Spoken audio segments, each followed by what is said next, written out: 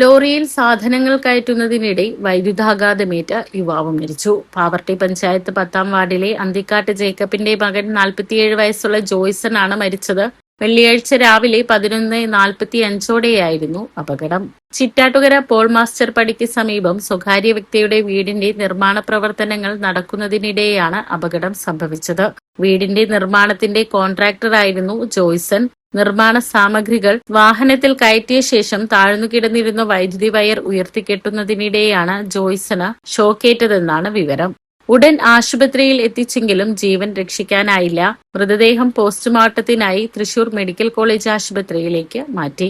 സംസ്കാരം പിന്നീട് നടക്കും. ലിനിയാണ് ഭാര്യ. വിൻസ്, ജീൻസ് എന്നിവരാണ് മക്കൾ. സാധനങ്ങൾ കയറ്റിട്ട് വണ്ടി തിരിച്ചിട്ട് പോകുമ്പോൾ വയറ് മീറ്റർ ബോർഡിൽ വയറ് മീറ്റർ ബോർഡിൻ്റെ അവിടെ നിന്ന് തേപ്പ് പണിക്കാർ വയറ് വരച്ച് കെട്ടിയിട്ടുണ്ട്. അപ്പോൾ ആ വയറ് മുകളിൽ അത്യാവശ്യം ഇത്തനാണ് കെട്ടി കിടക്കണത്. അത് ഞാൻ കിടക്കണ കാരണം അവൻ കയറ്റി ഇടാൻ പോയതാണ്. കയറ്റി വയ്ക്കേണ്ട ആവശ്യമില്ല. പണിക്കാരൊപ്പമുള്ളവർ പറഞ്ഞു പ്ലഗിൽ നിന്ന് വയറ് പിടിച്ചിട്ട് ചെയ്താൽ മതി. അതിപ്പോൾ ശരിയാ കുഴപ്പമില്ലാന്ന് പറഞ്ഞിട്ട് അവർ കയറ്റി ഇട്ടതാണ്. ഞാൻ മുകളിലാണ് പണി നടന്ന് ഞാൻ താഴെ നോക്കുമ്പോൾ വീടെടുക്കുന്നുണ്ട്. ഓണർ ആരോ വയറ് ഷോക്ക് അടിച്ച പിന്നെ വയറ് വലിച്ചിട്ടു. അല്ല വയറ് വലിച്ചിട്ടില്ലെങ്കിൽ ഞാനും കൂടി മരിച്ചത്.